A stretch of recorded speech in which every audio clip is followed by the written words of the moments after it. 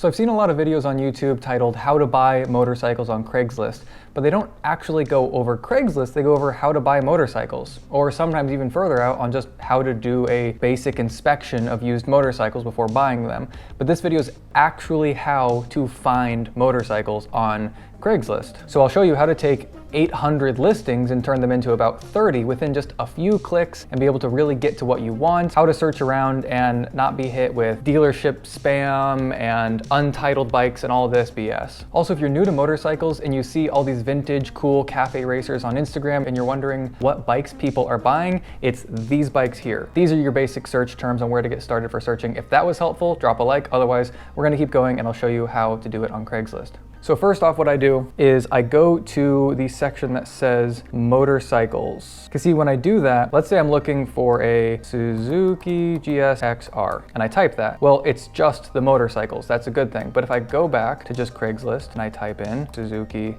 GSX-R, it's gonna give me 45 categories that it's trying to put me in. Wanted, ATVs, motorcycle parts, and it's a mess. So instead, I just go back, instead of having to deselect all and everything, just get right to it, make sure you're only looking at full put together motorcycles. But even now you can see we're looking at 875 different motorcycles, everything from the back half of a CT90 for 350 bucks to $17,500 for a full-blown Harley Davidson trike. So here's some immediate filters to set up, which is one, it has an image. Okay, we went from 875 to 865. So there's 10 more out of the way that you're never gonna buy. The second thing I do is you go to title status, clean. Now we went from 865 to 701. So we just removed 164 motorcycles that are untitled, salvage title, hard to insure, sketchy, whatever, so we're already down a bit from there. The other buttons that are like transmission, type, paint color, fuel, condition,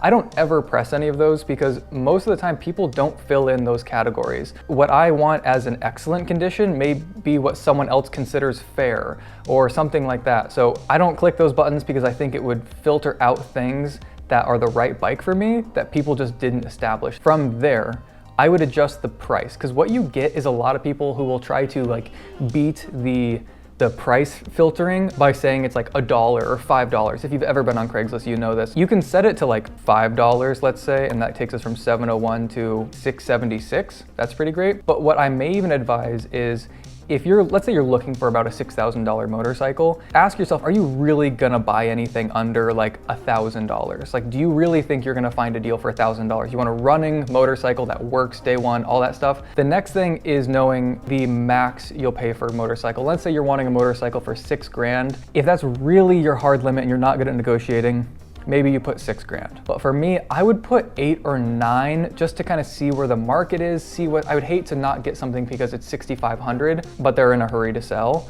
and I can get it down to 6,000. So I would put 8,000 if my budget was $6 grand, honestly. And now we're down to 364. So that just killed off a bunch of like brand new 2022, 23 dealership listings that people have put on Craigslist. We're down from like 875 to 364. So we're getting somewhere. See, here's another filter, street legal. I wouldn't press this because I don't know who fills in and who doesn't. Like if I go to street legal, 364, it takes me to 124. I don't think there were 200 or so listings that weren't street legal. I think that's a bad filter. So I'm gonna leave that one off because I don't think everyone's filling that out right. FBI, open up!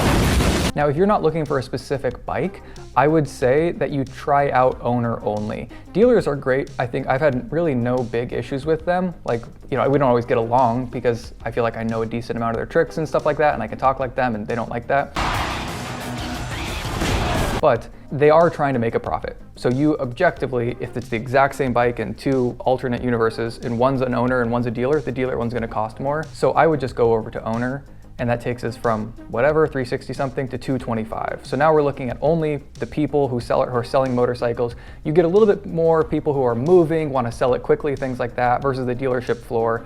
They don't care, they'll sell it when they want to sell it. So from here, this is the basic. I've already taken it from 865 down to 225. That's like cutting it down to about a third of the listings already, which is great. I beg your pardon? I think that's the answer.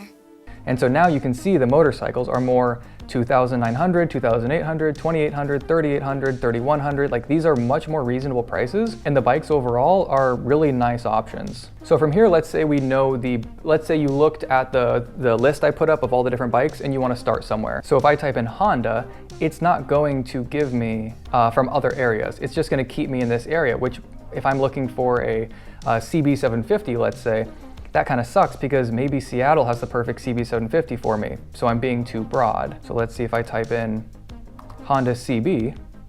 Okay, that gives us a couple options, and see now it starts giving me the other areas where it starts showing me, you know, 1980 Kawasaki KZ from Monroe, stuff like that. But what's interesting is if I do CB and I actually type in CB750, look, it pops up a 750 that's in Portland that didn't come up otherwise.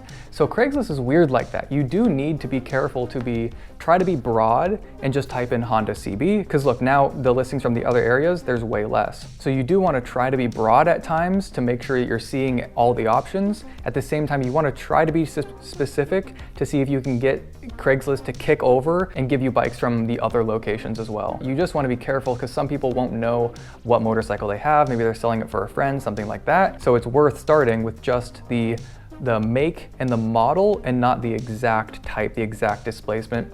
People won't always include it, but it's kind of a back and forth game. Try a broad search, then bring it in really, really tight to it, the exact model bike. Same thing if I do Honda CB. Okay, in Portland, apparently there's only 3. There's a CB200, actually 1. The other ones aren't CBs. But now if I type in CB750, okay, well now there's a CB750, but what if I type in a 500? There's no results. But a 550, which is the exact same bike as a 500, just a little bit higher displacement, like they just bored it out a little bit, suddenly it's available, or suddenly it's here. So what if I type in CB5? See, a CB5 doesn't get you there. So even if you're like, I want a CB 500, 550, something like that, you can't just put in CB. It doesn't show up. You can't put in CB5. You can't put in CB500 and hope that it gives you a 550. You have to go in and type in every single exact model to see if it'll pick it up. I don't know why, that's just how it is. So here's one other thing that I think many people don't do on Craigslist, which is going from the gallery view to map view, because this will make a difference. Let's say you have you find a bike and it's kind of like, it's okay, you maybe want to check it out, but you realize it's a mile from your house. That's going to change your odds on if you want to go check it out or not. Or you see, okay, down in Eugene, that's like an hour and a half drive, but it's the perfect bike for you. Well, then thank God you didn't filter out by location if it was worth the drive. Same thing, I can go up to Seattle and you can look through here and have the context of location while searching for the bikes. I'm going, okay, this is up past Olympia. This better be a perfect GSX-R. And you're like, no, it's not. So that kind of keeps you from getting your hopes up. So the two big things that I think get people's hopes up are the location, they forget to check that, and the title status. Now, if you're well-versed in Craigslist, this may have seemed kind of basic, but honestly going from 800 different options down to 250 options, I hope that helps and makes it a little bit easier. If you have your own tips or tricks that you use on Craigslist, feel free to comment down below so people watching this can see what you do as well. With that, best of luck finding the right motorcycle for you, and in the meantime, feel free to subscribe. You may find that you like some of the content we're doing on this channel.